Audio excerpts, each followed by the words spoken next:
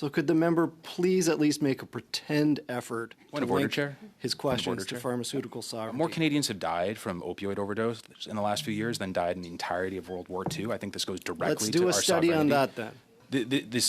This is about pharmaceuticals and it's about sovereignty. I don't know how it could be more clearly in the wheelhouse of the I study. know the chair is not going to put this committee in order, but just at least pretend. Oh, yeah.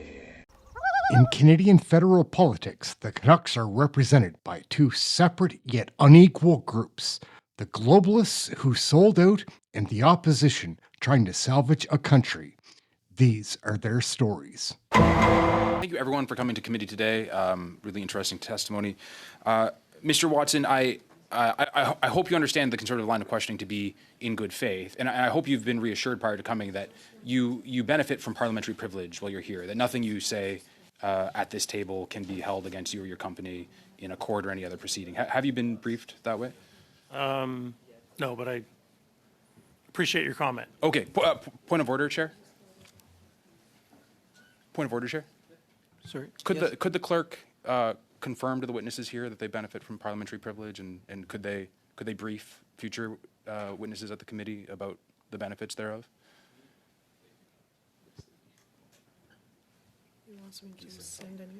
What did you just? So Sorry. it's just notable to me that the witnesses here today haven't been briefed about parliamentary privilege and that they're able to speak with immunity here. And I'm wondering if the clerk could confirm to them now that they benefit from that immunity, and if future witnesses to the committee could be reminded of that. They have parliamentary. Do they have parliamentary immunity while they're testifying in committee? That is confirmation of the yes. Okay, thank you. I just wanted you to be reassured by that. Part of what intrigues me about Mr. Watson about pharmaceutical sovereignty is the opportunity for a higher level of trust and safety by Canadian drugs made for Canadians by Canadian manufacturers. Would you agree with me? I see a lot of heads nodding on the panel that would be an important part of pharmaceutical sovereignty, the opportunity for higher trust and safety standards. Okay, thank you. Dr. Summers, this question is still for you, Mr. Watson, but Dr. Summers made this claim, I suppose, that in Canada, and that it might be different in other countries, drug manufacturers don't have to disclose the amount of opioids or other potentially addictive drugs that are given to any particular provider or in any particular situation. Is that your understanding of the regulations? Like if a safe supply provider is asking for a bunch of your meds, do you take an interest in that? Does that have to be reported anywhere? I'm not in a position to talk about a safe provider, but I can tell you once again, on the generic side of the business, we would ship to either pharmacies or to wholesalers. And if it was a wholesaler, we would have to track the amount. So we would be able to track the units sold to a unit pharmacy. The products, we're not involved in any way of the promotion of the products. Gotcha. But do you have, so you do, I guess, track the amounts? Do you have to report the amounts to any sort of government agency? I'm not. I'm not aware of reporting. Okay, thank you. And then would you say in general that as a Canadian manufacturer that you take an interest in how your drugs are used? So if you became aware, so basically, what's interesting here is we have Dr. Summers saying there is not good evidence for using hydromorphone in safe supply and not good evidence for using hydromorphone in general as a treatment for opioid use disorder. Is that of interest to your company? Like if providers are using your drugs in a way for which there's not good evidence, is there any way that your company feeds that back to either the government or yourself or what? Well, I think once again, we're not in a position to have a relationship with the providers. So we do not have a relationship with prescribers, with providers. So are we interested in terms of the general category of pain management and the fact that we participate in that to ensure that there's a safe supply of product in the marketplace? Yes. So do we have an awareness of the product? Yes. But do we have a kind of frontline, ongoing knowledge of emerging information on the product? We might not have that as other parts of the industry might be exposed to that information. I see. Would you be interested in taking an interest in that? I'm asking you on in good faith, with parliamentary privilege, could your company, as part of a pharmaceutical sovereignty strategy, take an interest in making sure these drugs are not misused in Canada? Of course. Okay, thank you. Dr. Summers, I was excited that you came to speak to us today. You said a number of very interesting things. The first thing I'll ask you is, did I have that right? Did I get your comments correct when I put them to Mr. Watson, that Canada is a bit peculiar and that the reporting requirements for opioid manufacturers are different than in other jurisdictions, to your knowledge? Thank you. The key point I made was not related to volumes of drugs and that tracking, but rather the fact that providing funding, direct funding to universities, to clinicians, to researchers is disclosed only on a voluntary basis. And so a fraction of the money that is allocated by pharmaceutical companies in Canada for those So purposes. I'm sorry if I misrepresented your comments then, and I'll just put those back to Mr. Watson. So does Apotex give money to universities for research in the way that Dr. Summers is describing, and is that not tracked or declared? Once again, we're a generic pharmaceutical company. We don't fund research. Whether we have any relationships related to a generic portfolio, I'm not aware of that, but we are not, not that I'm aware. Thank you. Is that time?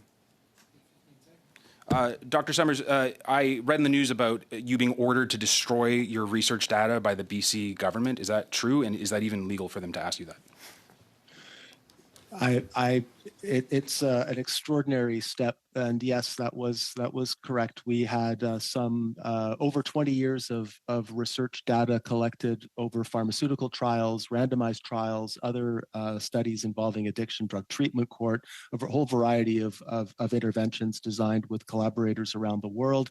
1 week after the BC government learned that we had those data and were mobilizing to evaluate their current drug policies, we received a letter ordering us to destroy everything and effectively undermining our ability to do that work that had already been funded and approved. Okay, thank you very much. Could I shoehorn a clarification in?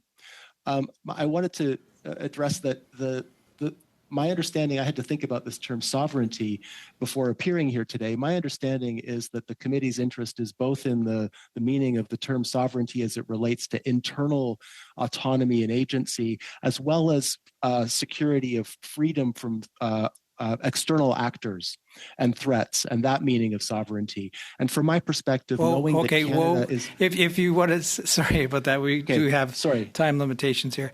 If you want to submit a paper on that, though, please, by all means, submit that to the committee, and we'll take those comments. I've made my point. Just a reminder, gang, smash the like, hit subscribe. We work really hard at this stuff. Let's get back to the video. Thank you, Chair. Mr. Watson, a couple of final questions. Are you aware if any of the opioid products you manufacture are currently accessible through vending machines in Canada? I'm not aware. Would you be able to table that with us? I'm sorry. Would I be able to table that with the committee in written form? come back to you with that? Yes, please. Yes. And would you be able to tell us, in general, how much revenue is generated from opioids in vending machines? I couldn't tell you that. Okay. Dr. Summers, I'm still terribly alarmed by this story of you being ordered to destroy data by the BC government. Who ordered you to destroy the data, and why do you imagine that they ordered you to destroy your data? The order came precisely 1 week after I delivered a briefing to provincial deputy ministers. I was told directly by one of the deputy ministers in that meeting afterwards that my remarks had angered him and some of his colleagues because I implied that the provincial government was not optimally handling the so-called addiction and homelessness file. And I didn't speak in a way that was, I was surprised by his remarks, but I could understand in hindsight why he might have reached that conclusion. I thought after our years of working together, he wouldn't be so easily offended. But that was the explanation. So, to my understanding, you're a full professor at a Canadian university. You did this research study for 20 years. You gathered the data. You published the data as randomized control trials. This seems like an incredible departure from normal scientific practice to have published data become destroyed. Do you have any comment on that? Well, there's no question. It's an extraordinarily heavy-handed tactic by a government. It definitely caught me by surprise. It amounts to significant overreach. The research in question included randomized trials, data collected with individuals' consent, pharmaceutical comparisons. Knowing that you So benefit from it's- parliamentary yeah. privilege, can you say the name of the person who ordered you to destroy this data? So Mark Point of Sieben is order, the Chair. deputy- oh. Like, this might surprise you. I'm very interested in this testimony, but this, again, has nothing to do with pharmaceutical sovereignty. So could the member please at least make a pretend effort Point to of order, link Chair. his Point of order, questions to Chair. pharmaceutical sovereignty? More Canadians have died from opioid overdose in the last few years than died in the entirety of World War II. I think this goes directly Let's to do our a study on sovereignty. that then.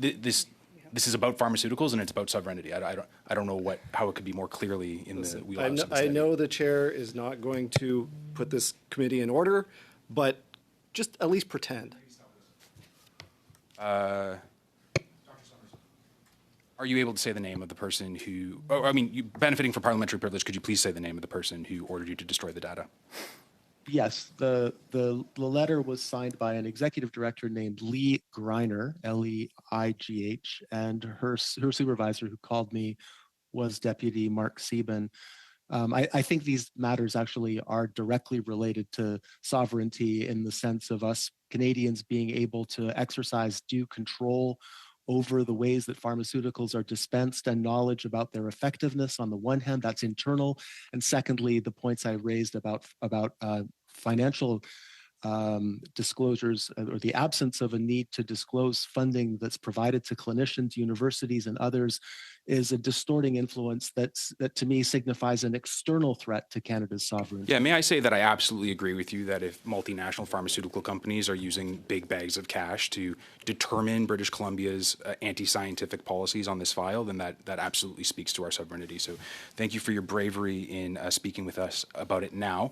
You said something interesting about you don't know.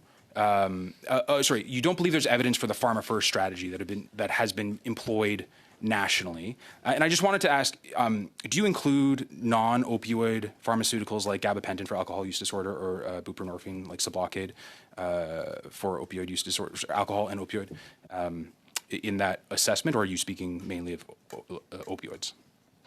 I was speaking predominantly of opioids and also stimulants, major classes of drugs, and in relation we're really to pressed for time, addiction. so I just want to say, Yeah. When you have this story of a violation of your academic freedom and open scientific inquiry and destruction of data, do you think that this problem of government officials maybe not heeding the best scientific evidence available is part of what has caused an entire national obsession with this idea of safe supply for the last 10 years? Yes. It's incredible.